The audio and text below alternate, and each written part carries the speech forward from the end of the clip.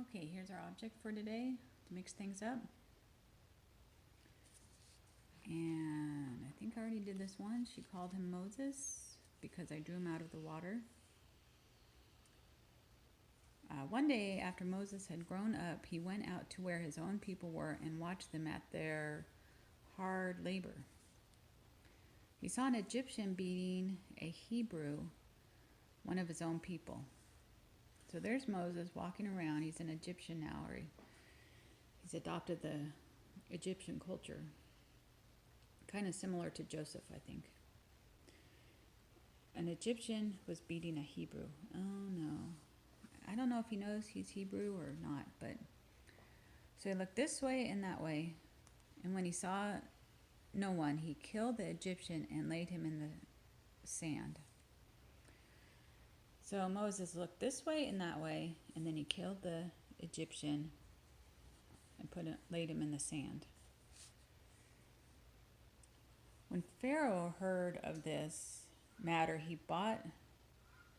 sought, I need to change that, to kill Moses. But Moses fled from the face of Pharaoh and dwelt in the land of Midian. So when Pharaoh found out about this, his adopted grandson, I will kill Moses. And so Moses says, I have to get out of here, and he flees to Midian.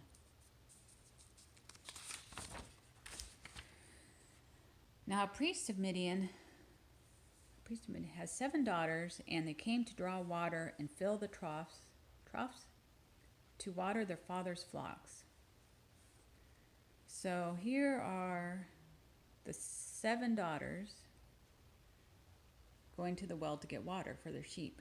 We must get water for our father's sheep. 1, 2, 3, 4, 5, 6, 7. That's a lot of daughters. Go away. And they're at a well. Then the shepherds came and drove them away. Here's some sheep. But Moses stood up and helped them and watered their flocks. So the shepherds are telling them, go away from the well. They're a bunch of bullies. They've got their sheep here. So here's the big picture. And then Moses stands up and helps them water their flock. Here you go. Moses must have been very strong or intimidating. I don't know. So I wrote, hooray, the 7 girls, sisters are happy, and their sheep is watered in the trough.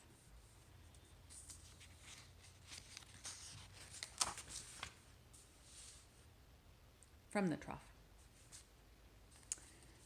Okay, when the girls returned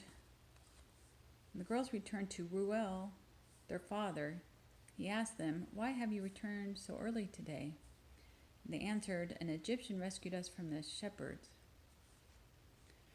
So there's Reuel, their father. Hey, why are you so early today?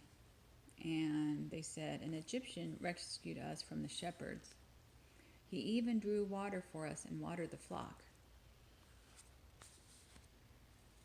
And where is he? Reuel asked his daughters. Why did you leave him? Invite him over to have something to eat. So invite him over. He's very hospitable. And they say, our father wants you to come over and eat. So Moses says, okay. So Exodus 2:21, then Moses was content to live with the man, and he gave Zipporah, his daughter, to Moses, and she bore him a son. He called his name Gershom, for he said, I have been a stranger in a foreign land. So Reuel gave Zipporah to Moses, and they had a baby named Gershom. And that name's meaning is, I have been a stranger in a foreign land. Names back then had some kind of meaning. Then it happened in the process of time that the king of Egypt died. There he is, he died. So the king of Egypt died, and the Israelites groaned in their slavery and cried out. The Israelites groaned in their slavery and cried out. And their cry for help, I need to change that, because of their slavery went up, I don't need to change it. And their cry for help because of their slavery went up to God. God heard their groaning, and he remembered his covenant with Abraham, with Isaac, and with Jacob. So God remembers us when we're crying and groaning. So God looked on the Israelites and was concerned about them. God's concerned about us too. Exodus 2:23 through 25. And here's the Israelites in slavery, bound. God is concerned. Yes, I will help you. And they're groaning. Help us. Groan. Groan is... Now Moses was tending the flock of Jethro, his father-in-law. And he led the flock to the far side of the wilderness and came to Horeb, the mountain of God. So I think Jethro is another name for Ruel. So he was tending the flock of Jethro's father-in-law, and he led them through the wilderness, and they came to the mountain of God, to Horeb. There the angel of the Lord appeared to him in flames of fire within a bush. Moses saw that though the bush was on fire, it did not burn up. So there's an angel of the Lord in a bush, in flames of fire within a bush. So I should have a bush there. But here's some wood. And it didn't burn up. The bush didn't burn up. Moses says, I will go over there and see this strange sight, why the bush didn't burn up. When the Lord saw that he had gone over to look, God called to him from within the bush. And Moses said, Here I am. So, he's got to take off his sandals. He said, Here I am. And God calls to him, Moses, Moses, do not come any closer, God said. Take off your sandals, for the place you are standing is holy ground. Moreover, he said, I am the God of your father, the God of Abraham, the God of Isaac, and the God of Jacob. At this, Moses hid his face and was afraid to look at God. So Moses hid his face and was afraid to look at God. And the Lord said, I have surely seen the oppression of my people who are in Egypt, and have heard their cry. So I've seen the oppression of the people and have heard their cry. So here's the oppression of the people who are in Egypt and their cry. God sees us and hears us. So I have come down, Exodus 3:8. So I have come down to deliver them. Come now, therefore, I will send you to Pharaoh, that you may bring my people, the children of Israel, up out of Egypt. So here's the children of Israel. Moses is going to lead them out of Egypt. And here's God talking through the burning bush. But Moses said to God, Who am I, that I should go to Pharaoh, and that I should bring the children of Israel out of Egypt? Moses saying, Who am I? Here's his staff, shepherd's staff. How can I do this? So God, he said through the bush, I will certainly be with you, and this shall be a sign to you that I have sent you. When I have brought the people out of Egypt, you shall serve God on the mountain. Then Moses said to God, there's Moses, Indeed, when I come to the children of Israel and say to them, the God of my fathers has sent me to you, and they say to me, What is his name? What shall I say to them? So when I go to the people, children of Israel, they are going to say, What is his name? Who is God? And God said to Moses, there's God saying to Moses, I am who I am. Thus shall you say, I am has sent me to you. So I am who I am. And God says, I will be with you. God is with us, Exodus 3:12.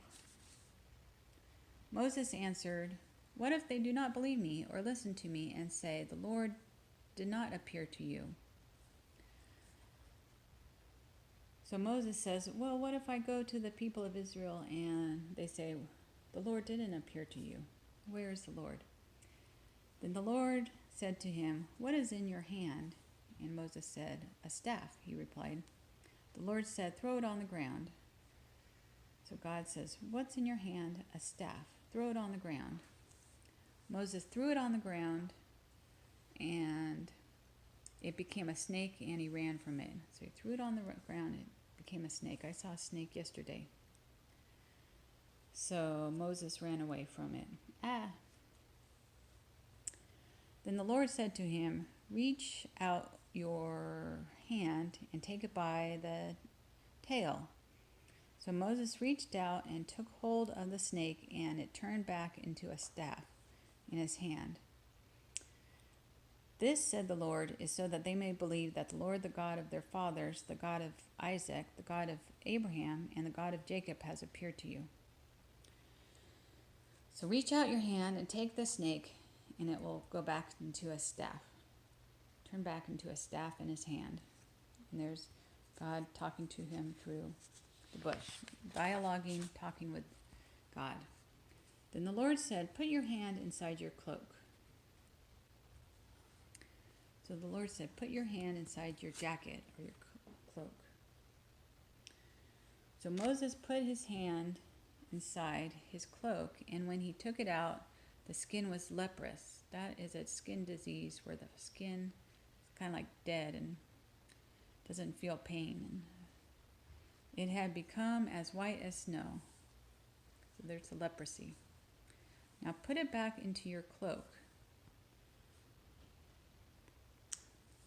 So Moses put his hand back into his cloak, and when he took it out, it was restored like the rest of his flesh. "If they do not believe these two signs or listen to you, take some water from the Nile and pour it on dry ground. The water you take from the river will become blood on the ground." So take water from the Nile River, pour it on the ground, and it will become blood. Moses said, "Pardon your servant, Lord. I have never been eloquent or clear speaking, neither in the past nor since you have spoken to your servant. I am slow of speech and tongue." God, I don't know if I can do this. It's hard for me to speak. I'm slow. The Lord said to him, "Who gave human beings their mouths? Who makes them deaf or mute? Who gives them sight or makes them blind? Is it not I, the Lord? Now go, I will help you speak and teach you what to say." Exodus 4:11-12. So here's God speaking through the burning bush. Who gave human beings their mouth? God did. He can help us speak. Who makes them deaf or mute? They can't talk or hear. God does. Who gives them sight or makes them blind? Can't see. God does. So he can do this. God's in control. So Exodus 4:13. But Moses said, "Oh my Lord, please send by the hand of whomever else you may send. Please don't make me do this. Get somebody else."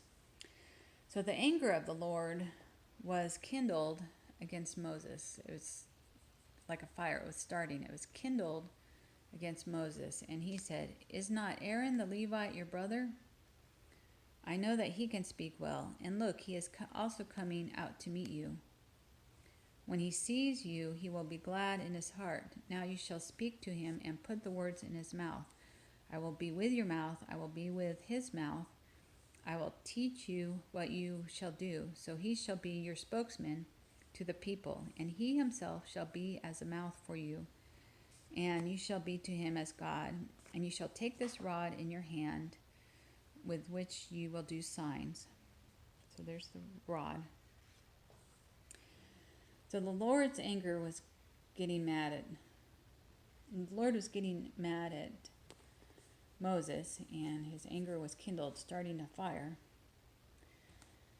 So he said, his will, God's will is going to be done. So he said, Aaron can speak well, and he will be glad in his heart when he sees you. Moses and Aaron, brother Aaron, are going to meet up, and he's going to be glad.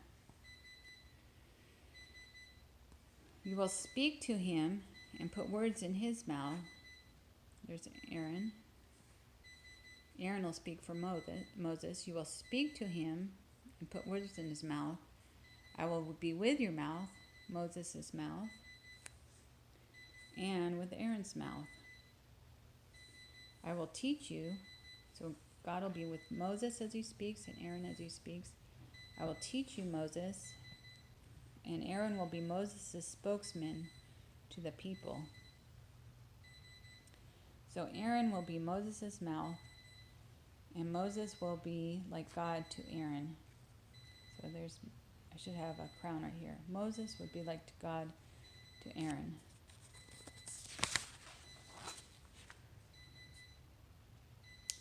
So on that note, my time's up, and we will work on this tomorrow.